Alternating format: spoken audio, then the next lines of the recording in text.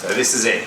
This is our Waterbox LX190. Now you may recall a video that we did on this tank when it was brand new out of the box, something along the lines of first look at the LX Reef. Now today we're going to show you what we've done and most importantly what we're about to do. We'll start with the equipment and we'll look underneath the tank at the sump and see what we've done.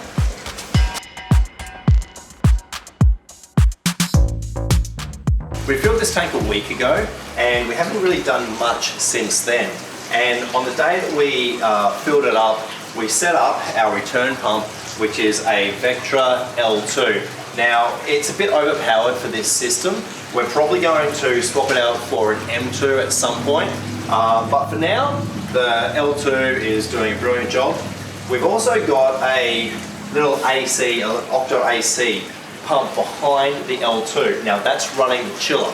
The chiller is in an interesting spot and I'll show you that in a minute, but that's pretty much it for the componentry underneath the tank so far.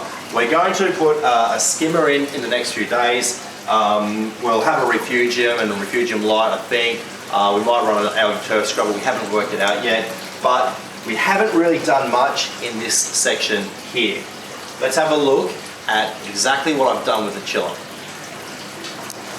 This is the counter of the new store, and underneath the bench we've got our chiller, and we cut a couple of holes in the walls so that the tubing from the sump comes through and feeds into the chiller and then feeds back, and it's a perfect spot for it. It's well and truly ventilated, it's out of the way.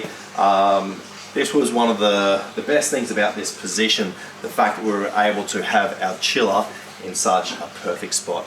So we'll go back to the tank and have a look at the lights. We debated as to exactly what sort of lights we're going to have on this tank.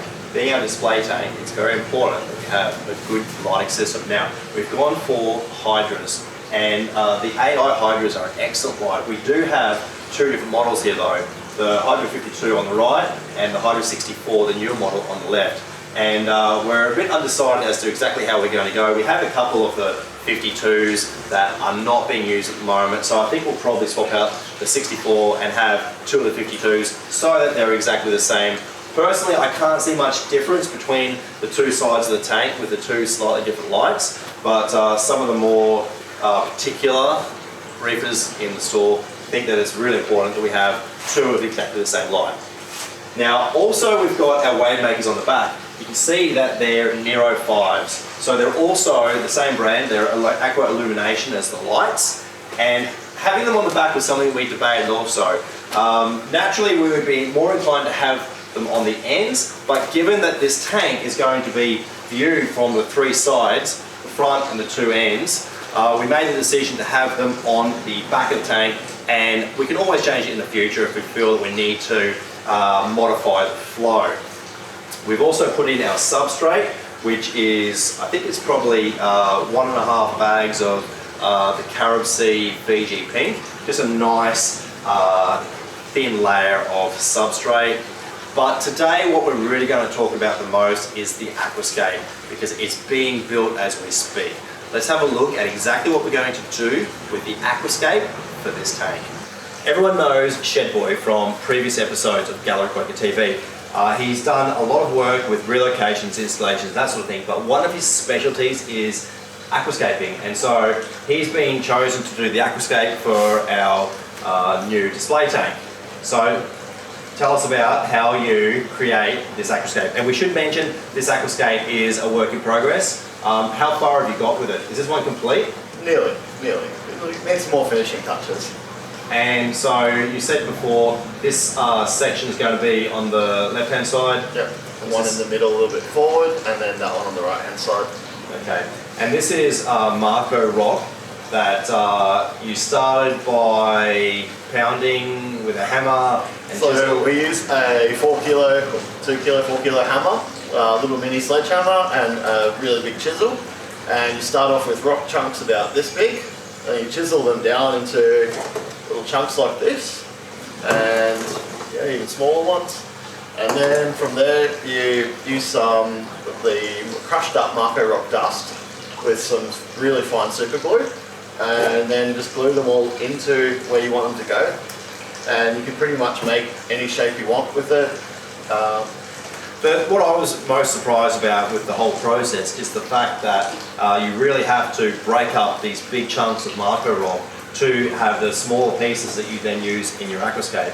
So it's a lot of work, and you say this piece here, this bomb here, was probably 3 hours worth of work? Yeah, about 3 hours worth of work.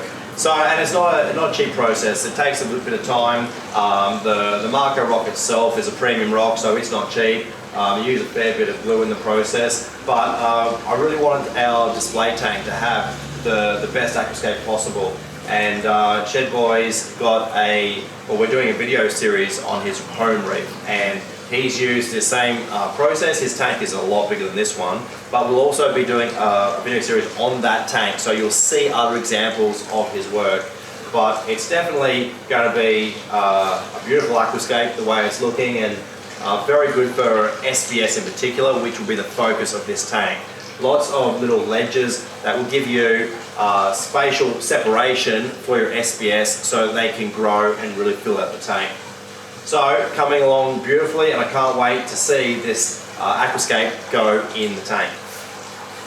This is episode 1 on our new series of Waterbox LX Reef, and we will take you each step of the way. We'll talk about all the components, all of the aspects of this tank that are going to create the beautiful SPS tank in our new store, Gallery Aquatica Salisbury. So, stay tuned for future episodes, and happy reefing. That's our video for today. If you enjoyed it, don't forget to hit the like button and make sure you've subscribed to our channel so you don't miss an episode of Gallery Aquatica TV. Thank you so much for watching. I'm Cam the Fish Guy. Happy reefing!